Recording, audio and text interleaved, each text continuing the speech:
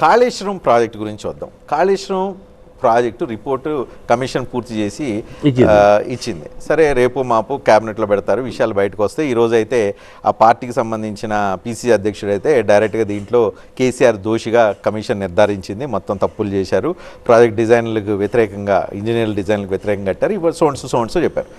BJP stand ఏంటి అసలు కాళేశ్వరం మీద? మేము కాళేశ్వరంలో ఫస్ట్ నుంచి మేము చెప్తున్నాం, దాంట్లో కరప్షన్ జరిగింది, అది ఏటీఎం.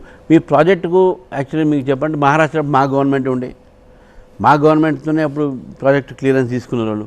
ఆ గవర్నమెంటే నో అబ్జెక్షన్ చెప్పింది. ఈ ప్రాజెక్టుకు సహకారం దానివల్ల అయింది. అందుకే నేనేమంటున్నా అంటే, యాజ్ ఎ బీజేపీ ప్రెసిడెంట్గా ఈ ప్రాజెక్టుకు we are never opposed. We are oppose only ఇది కరప్షన్ ఆఫ్ ది క్యారెక్టర్. మేము అందుకని అది ఏటీఎం చెప్తూనే ఉన్నాం.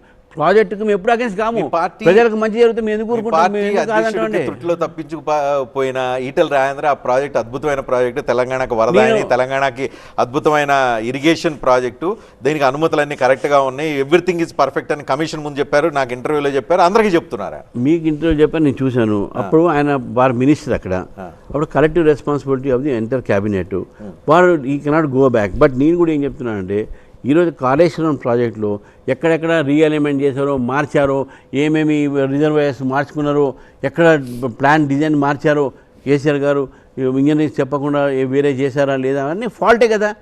Project is something different, but interfering in the original plan is different. Project ప్రయోజనమా కాదా? డెఫినెట్గా ప్రయోజనం ఉండాలి కదా, ఉంటేనే కదా మేము కూడా మా మహారాష్ట్ర గవర్నమెంట్ సపోర్ట్ చేసిన. ఆ రోజు వీళ్ళు ప్రయోజనం అయితే కదా ఇచ్చింది మనం.